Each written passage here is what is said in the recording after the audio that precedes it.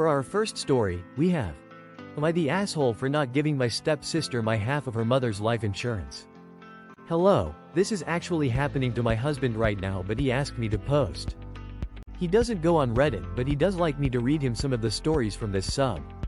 So my husband, male 47, had a stepmom who was 81 and just recently passed at the beginning of March. His father, who she was married to, passed away when my husband was 19. He died of cancer and knew it was coming, so he revised a will for his then wife and only child, my husband.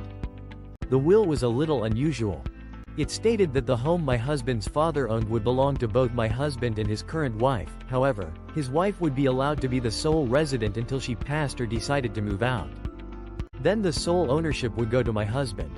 His wife was not allowed to will the home to her children or relatives. I'm not sure the term for this, it's like she owned it, but didn't fully own it. The reason behind this was my husband's father was rather vindictive. He didn't care for his ex-wife very much, my husband's mother, and he didn't like his own stepkids either. So in the chance he passed while my husband was still under the age of 18, his ex-wife would have no sway over his son or the house, seeing as his current wife would have it.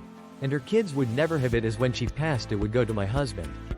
When his father passed, his stepmother gathered a few of his things up in garbage bags and left them on the porch of his dad's house for him and wouldn't let him inside. She also wouldn't let him have his TV, his pictures, his video games, or his childhood toys. He's sure those went to her grandkids. He said that was the last time she spoke to him, and her last words to him were, "The TV stays." So that was 28 years ago. Now to today. His stepmother died. Her daughter, female 60s, tried to, and unsuccessfully, get half the house. She has no claim according to the lawyers she spoke to. So there's now a little bad blood between her and my husband, but he's trying to remain amicable. Her mother just passed, and while he didn't like her, it was her mother. However, we were contacted by his late stepmother's insurance company. Because she didn't name a beneficiary on the policy, my husband is entitled to half the payout. We don't know how much it is yet. His stepsister is furious and thinks it's unfair. She wants my husband to collect his half and give it to her. He is torn. He knows his stepmother kept all of his father's life insurance. Even though she was trusted to give some to him, she kept most of his belongings and kept him out of his father's home. So he's bitter. Legally the money is his. But he feels like morally it might not be. His stepmother hated him and she would have never named him on her policy. Would he be the asshole if he kept the money? That's the end of our first post. Let's see what the commenters had to say. Our first commenter says, morally and legally the money is his. Keep the money and just block the stepsister. Not the asshole. Our second commenter says, didn't stepsister try to get half his house? The house that everyone knew would be his later? I don't find her sympathetic at all, and she had the opportunity to make sure her mom had listed a beneficiary. No way I'd share her. She knows how this poor kid felt when her mom screwed him over after dad died. F her. Our third commenter says, he's not the asshole. If that's not what she wanted, she should have ensured all was in order. Tell him to think of his half of the insurance as delayed compensation for how shitty she treated 19-yo him. Enjoy every penny of that and the house proceeds. For our second story, we have, am I the ass for getting my dad a big birthday gift I knew he'd love and not including my stepbrother? My parents are divorced and share custody of me, 16 male, which means I spend a week with my dad and a week with my mom and rotate it around. They get along pretty well, so there are times I might spend more time with one over the other and they make it up without drama. So it's not a bad position to be in, and I know how lucky I am. When I was 10, my dad got married again. I get along fine with my stepmom, but my stepbrother, 15 male, I don't like him. I know he's a little younger than me and maybe I'm a jerk for our bad relationship, but I don't like him. The moving in together transition was rough. My stepbrother wanted us to share my room instead of having his own. I didn't want to, but he brought his stuff to my room anyway and tried to move in. My dad stepped in and told him there was a whole room waiting just for him and tried to make it positive, but my stepbrother resisted. My stepmom wanted us to trial run sharing, but dad knew I wasn't on board, so he said it shouldn't be forced. She gave in and made her son move into his own room. But my stepbrother acted out for ages after that. Whenever I left for mom's, I had to lock my door, same if I went to school or a friend's house. Anytime he was home when I wasn't, he would try to mark his territory in my room and even moved some of his shit in. Then another time he trashed my room. Dad made him clean up after himself and my stepmom didn't complain or anything, but I don't know. I got the vibe she felt like I was unfair to him. Then my stepbrother got jealous anytime I got one-to-one with Dad, even though he got it too. He wanted to tag along for some of it. Dad told him we had family time for that stuff, but it was only fair for us both to get one-to-one time with me. My stepbrother looked for me to say I wanted him to come, but I didn't. He whined about that for ages after and gave me such a hard time. He said we were brothers now and I didn't act like his. That's maybe what he wanted, but I didn't. He was super clingy too. Wanted to visit my mom's house when I was there. Wanted to tag along with my friends and bring his along. If we played video games for an hour, he'd expect me to spend more and more time with him or include him in other plans when we finished. My dad never forced me to include him in that stuff.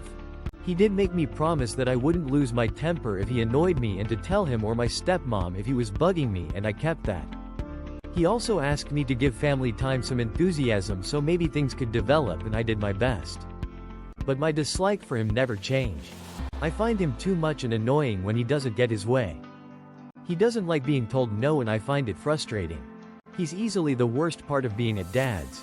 It doesn't help that I have both parents and do stuff he'll never be able to, and I won't invite him.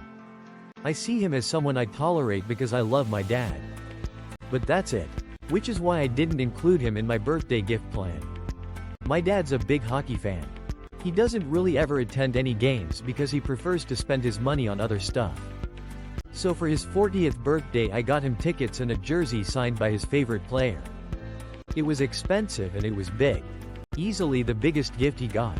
My stepmom and stepbrother were upset I let it be a gift just from me. She said it would have been better if it had been from both his boys, and that way he could have taken me to one game and my stepbrother to another without feeling bad. She said I knew he'd love it and should have considered the benefit to it being a joint gift.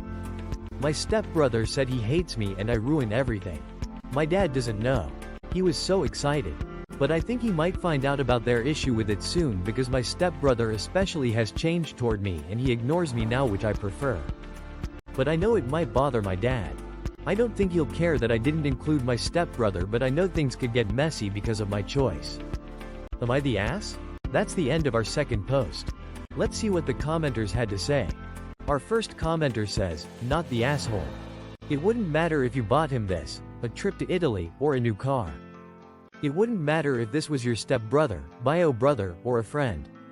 You decided your budget for a gift for your dad. You don't have to include anyone in buying it. You don't have to include anyone when giving it. They're just pissed that your gift was bigger than theirs." Our second commenter says, "Not the asshole. He is your dad and you have every right to give him a gift. Your stepmother though is very likely giving her son some very unrealistic expectations. It would appear your stepbrother was expecting a ready-made father and brother to fall into his lap the moment his mother married your dad. What I find a bit creepy is that he wants to be included in every part of your life, including visiting your mom's. He needs therapy." Our third commenter says, "Not the asshole. They're just mad they didn't think of it first. You're not entitled to share your gift or include others in it who had no hand in acquiring said expensive gift. They just want to sign their name on the card and get all the credit and praise." For our last story, we have, "Am I the asshole for refusing to let my parents be alone with my daughter after I found out the truth about an old family friend? TW. Saw, CSAM and grooming growing up, Uncle Ted was always around. Originally, I played with his kids. Then, one day, his kids stopped being around and Ted disappeared too for a bit. He eventually re-entered the picture, but I never saw his kids again. I once asked my mom what happened to my friends and she said they went to live with other family members. I was pretty sheltered and raised in a don't talk back household, so it didn't seem odd at the time. Ted seemed to always be around. He'd babysit me and my brother, take us places, always bought us gifts. He wasn't our biological uncle, but was close enough to our parents that he was around. Then when I was 13, he abruptly disappeared from our lives. I asked my parents what happened but wasn't told and basically again got the, don't talk back, just move on. I was a little sad but in time, got busy with other things and didn't think too much of it. I'm now married with a daughter of my own. A few months back, I ran into Ted's ex-wife. I almost didn't recognize her as I hadn't seen her since I was young and played with their kids. I asked how her kids were doing. She was kind of awkward and basically said, "We don't keep in touch." I thought that was a little odd but didn't want to push. I told my mom about the situation and she got a little weird. Finally, she said, "I guess it's time you found out the truth." She explained that Ted had been found with CSAM. He ended up taking a plea. He served only probation and had to go on a registry. Originally, his ex-wife didn't leave him. This led to both of them losing custody of their kids and they went into the foster system, later being adopted. His ex did eventually leave him. My mom claims that Ted made a bunch of excuses, tried to say he was framed. I asked my mom if she really believed that. She admitted, no, she never did, but Ted was so convincing that she didn't see harm in letting him be around. I asked what changed and she said they cut him off when he started dating a 16-year-old while he was in his 40s. My parents were disgusted but Ted kept parroting age of consent laws and claimed there was nothing wrong. Given I was only 3 years away from 16 at the time, it hit too close to home, and they cut things off. I was disgusted. I told my mom she was completely irresponsible. She tried to say, but he never did anything. I said no, but that's really a risk she was willing to take? I couldn't believe her. I couldn't trust her. I also wasn't sure if I could trust my own memories.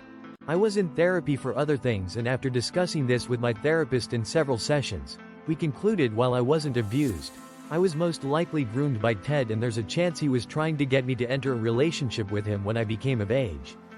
I was sick.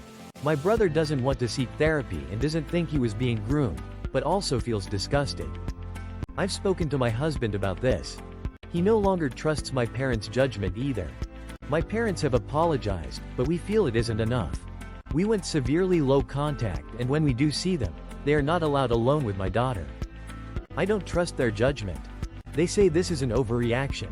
They made a mistake years ago and corrected it. I said yes, but only after basically leaving us to be sold out.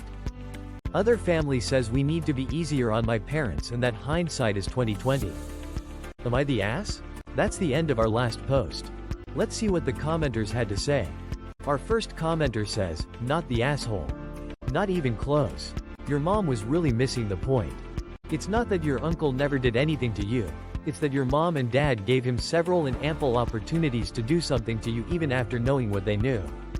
They put you, a young child, in a very vulnerable and compromising situation with a known predator. They don't deserve you or your child." Our second commenter says, "Not the asshole. The fact that they say you're overreacting just shows they're still irresponsible and untrustworthy. If they had taken responsibility, showed some contrition and demonstrated they had changed, that would be one thing. A person who understands what they did would feel horrible for the danger they put you in. I think you're making a very wise choice." Our third commenter says, "I was just talking to someone about that case in Texas where a dad walked in on his family friend abusing his daughter and beat him to death with his bare hands and got off scot-free. I think your parents probably should have been a little more proactive than they were." That's all for today. If you enjoyed, please leave a like and subscribe. Thank you, and have a wonderful day.